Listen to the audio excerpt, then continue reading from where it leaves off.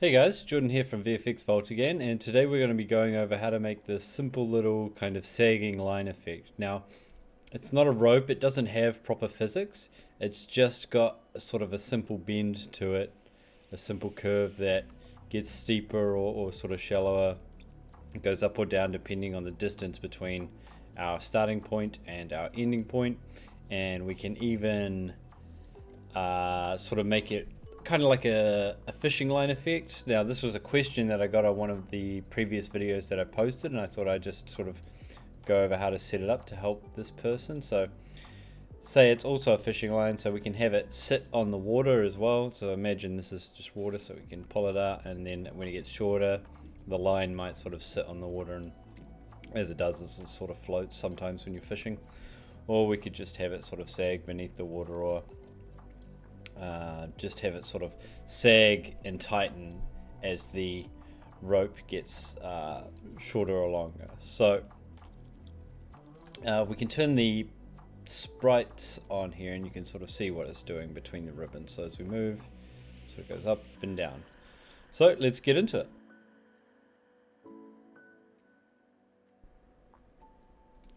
So coming into a new Unreal project here, this is just my tutorials project, but there's nothing special, nothing different about this project. It's just a simple sort of third-person setup. So we can go make a new Niagara system, and we'll just go with the directional burst, and we'll just call it NS sagging line, and we open it up. We'll bring it into our main window here, so we can get rid of, we don't need velocity. Let's spawn just say 50 particles. You can spawn as many as you need.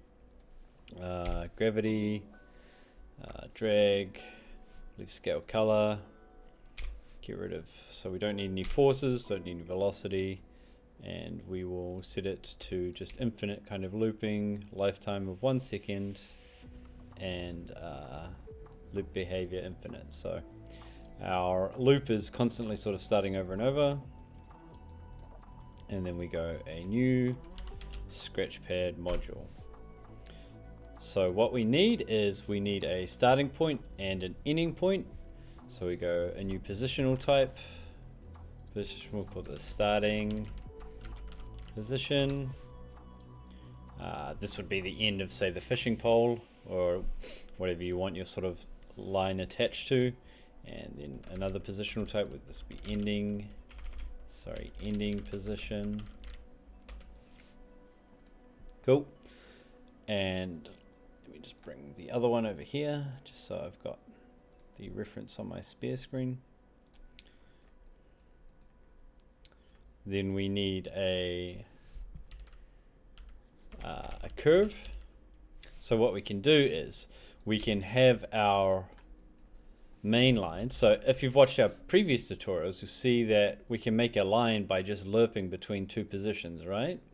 Across our normalized execution index. Normalized execution index. We plug that in, and it's going to make a line from point A to point B. But we need this line to sort of sag as it shortens and as it sort of tightens, as these points move further away. So we want to name this new curve. We'll rename it. We'll go this rename sag curve, so we can actually sort of give the curve a shape if we want it to sag a certain way with the curve editor. And then we'll go float sag intensity, so that we can multiply the sag amount, so we can have it sagging lower or not so low. And then finally we need the line length. So line length, how long do we want our line? How long do we want to be able to pull the starting point away from the ending point before it starts tightening, sort of thing. So you'll see what that does in a second, but let's just continue to build that out. So we've got our curve here. We need to sample a curve. So go sample curve. And again, with we just sample it with our normalized execution index. We'll bring this down here just to make a little bit of space. So we sample our curve, and then we multiply it by our sag intensity. So This is just so we can have the curve and sort of a normalized 0 to 1 or 0 to -1 in this case range, and then we can just multiply with just a single float value here, however intense we want it to be. And we're going to keep it really simple. We just want it to sag downwards in the world. So we're always assuming that our world is sort of going downwards like it sort of normally is. It's not going to sway. We could set it up to sway in the wind, but let's just sort of keep it simple for now. So we multiply again, and we convert all these to a vector. And we just put a 1 in the x, y, and z, so that we're taking this value, we're multiplying it against three other axes, so against a vector, so it's only passing through the z-axis, so it's only moving down. Okay, so this is our sag curve on the line. Now last, we need to be able to affect or set the intensity of the sag based on the distance between point A and point B. So if this doesn't make sense, I'm going to just do a diagram going over it all in a second, but let's just finish setting up the nodes. So we need distance. So we need the distance between our starting point and our ending point. So how far away are these 2 points from each other? Then we divide. So we divide our current distance, the distance between starting point and ending point, by our maximum line length. So how long do we want our line to be before it's fully tight? And this will give us a normalized value, right? So say like the distance between our start point and our end point is 400, but our total line length is 800. Then the normalized value would be 0.5. So we use that and we invert it. So we saturate because we don't want to go outside of 0 to 1. So we saturate, so that just clamps it between 0 to 1. And we go 1 minus. So we're inverting this value now. So to explain it briefly again, if our starting point and our ending point is really, really close together, then the normalized value will be approaching 0, right? So let's say the start point, so the distance between the start point and the end point is only 100. 100 divided by, like, say, if we've got our line length is 1000, then it'll be 0.1, but then it'll be 0.1 times our sag, so it won't sag that much. So we need to invert it, because when it's closer, when the start point and the end point are closer, we want it to sag more. So again, if this doesn't make sense, I'll do a diagram in a second explaining it all. And then we multiply these two together so that our distance is affecting our sag, and then we add. So we add this vector to our position. We'll convert this output here to a we can convert to a positional type. Yep. And then we use that to set our particle's position. And we plug that in there and we apply. Just to quickly do a diagram, I'm going to explain exactly what we're doing and break it down a bit. So first we have position 1, which is our, say, starting point, and position 2, which is our ending point. Now with the lerp, remember we're drawing a line between these 2 points that's sort of taking each particle and arranging it along that line. It's not very nicely spaced here, but forgive me. And then we, for the sag curve, we have a curve. As we read our curve, we're reading the line with the normalized index of the line. So remember that normalized index is each point along the line, and we can read our curve using each point along the line, it's reading across the curve. So we'll draw the curve sort of here in a little bit of blue. So imagine that as we read our curve, it's sort of reading this along our line, reading this value, and we multiply it with the sag intensity. So how much do we want it to curve downwards? And then in green, we're going to sort of draw the last aspect, is the distance. So we're measuring the distance between point A, or so point 1, point 2. So let's say, just for argument's sake, that this distance is, or let's say that this distance is 500 units right now, but we've set a max distance of 1000 units, or a line length of 1000 units. So it would be 500 divided by 1000 would be 0.5, of course. So we go 500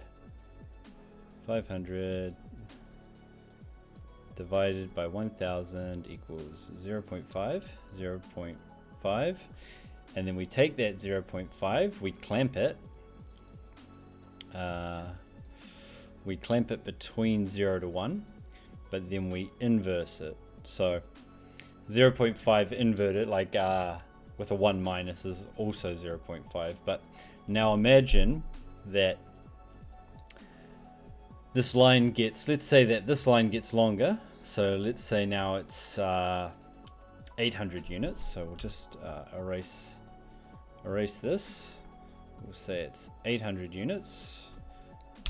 800 units. So now that we have got 800 divided by 800 divided by 1000, 0.8. Then we 1 minus, that'll give us 0.2.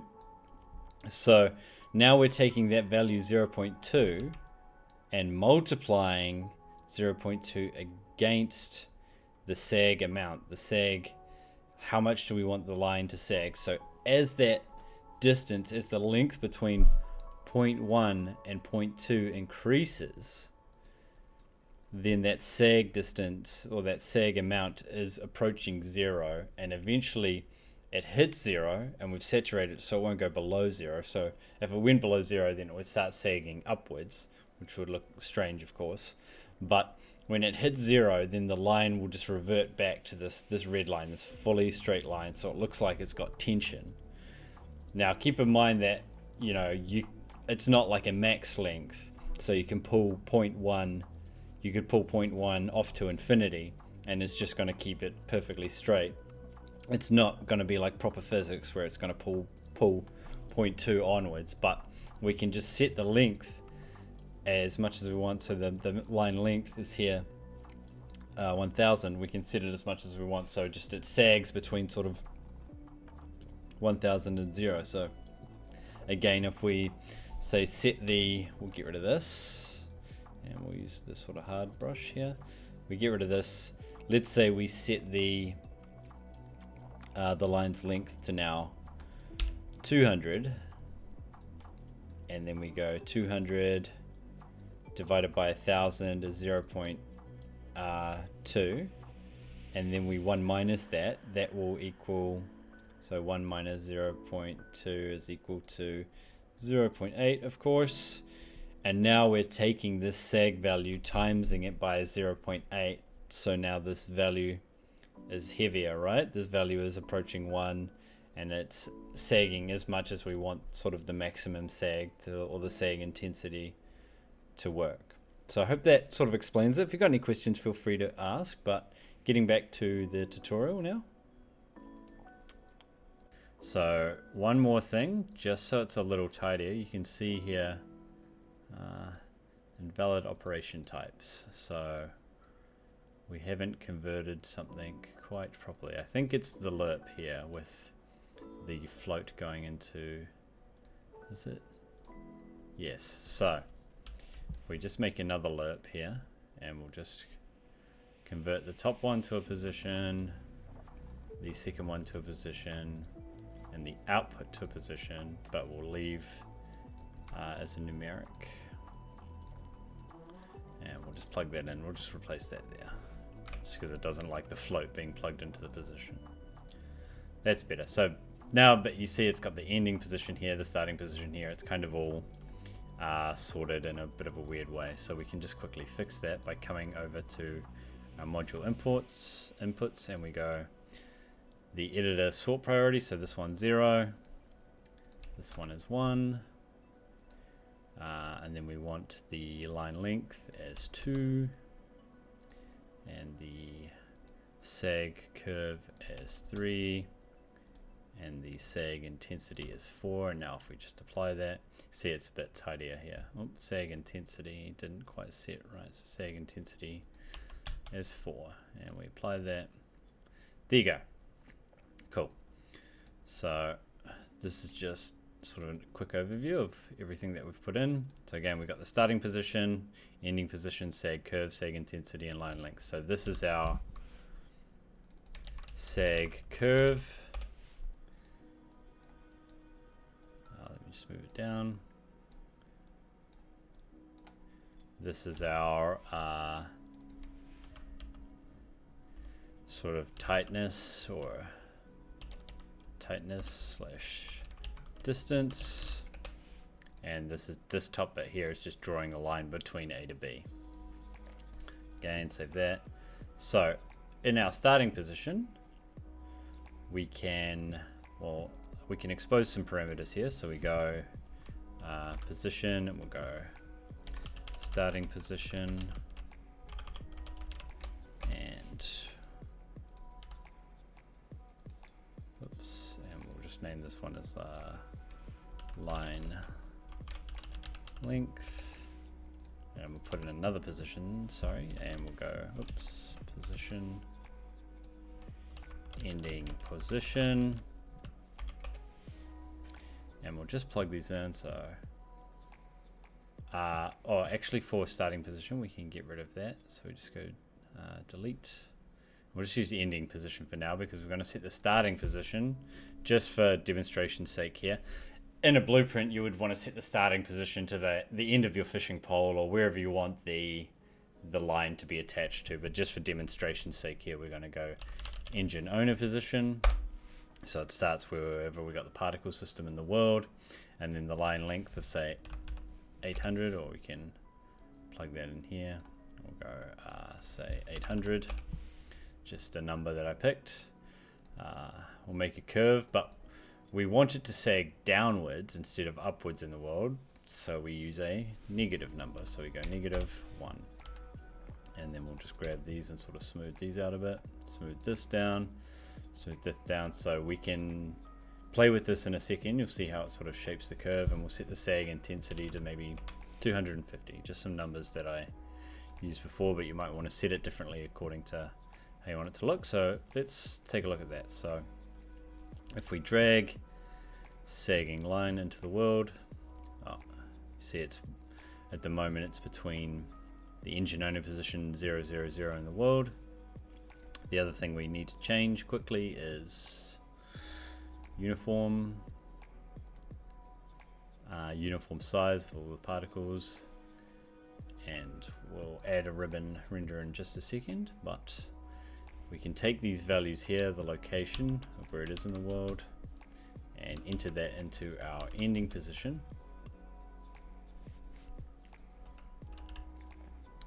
And then of course we can sort of move it across a bit. So just set it like 2000. So it's just in front of where it is in the world. And we can we'll turn off the scale color so the sprites stop flashing.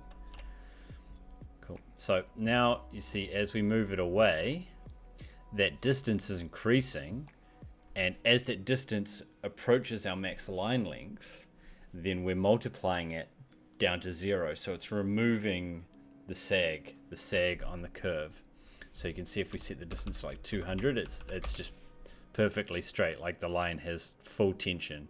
But then you see as we move it in, it sort of goes. So again, this isn't like a proper physics thing, of course not. Like it's not going to swing or sway around, but it still is just a really sort of simple setup for a basic kind of effect. For something really simple, like you just might want a quick little rope that sags between two given points. So you see here, we can come back to the curve and we can play with sort of how we want it to sag.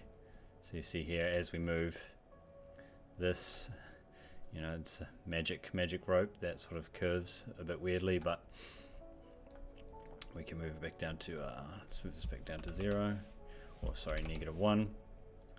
And see now, if we move it forward, it's got sort of a bit more sag in the front, in the back. But yeah, again, it just depends how you want it to look for whatever your context is. So we'll just go -1 and 0.5, just leave it there with the simple sag. And we can set the sort of sag intensity as how low do we want it to sag. So -500. Cool. Now, let's say this is a rope that sits on the ground like we have here, and actually let's give it a little bit of a bit more of a rope look. So we'll just add in a ribbon. So we'll just go ribbon width and direct set, and we'll just set it to say 5, and we'll add a ribbon renderer, and we'll turn off the sprite renderer for now. And I've just got a simple ribbon material here. It's just sort of a flat white material rather than a gradient, which is the default. So let's say we've got this rope on a ground like we do here, or you might want it to float on the surface of the water, or whatever you want, but you just don't want it to sort of clip through the ground like it does and sag through the ground and disappear. So we can really easily fix that for the last thing. So this assumes as well that your ground is at 0, 0, which this is. So even though it says -50, it's because the pivot point is sort of -50, but then the ground width comes up to start at 0. Because you see our line goes to 0 in the Z, and then it's sort of flat with the ground. So we can just clamp the output. So if we go convert, and we drag that out, so we break out these values here, and we'll go float, and float, and float. So we drag these values out. So this is taking our positional type, and we probably actually want to convert it to a vector. So we go convert to vector, or vector, position to vector, and oopsie daisy. So we need to make a new convert, or we just put a vector here and we can remove this input. So go X, Y, Z, and then we go clamp, and we convert all these to a float type, and then we just put in a crazy large number here. That's fine. So we can go up as high as we want, but we can't go below 0. And then we go convert, we go float, float, and another float, back to a we can go back to a position, I think. Cool. So just in the Z-axis, we want to clamp it. We plug it back into our positional type, so we make sure we plug it in here, otherwise we give an error. We apply that, and we save that. And then once we save that, so you see as we move it in, now the rope is just going to sit on the ground.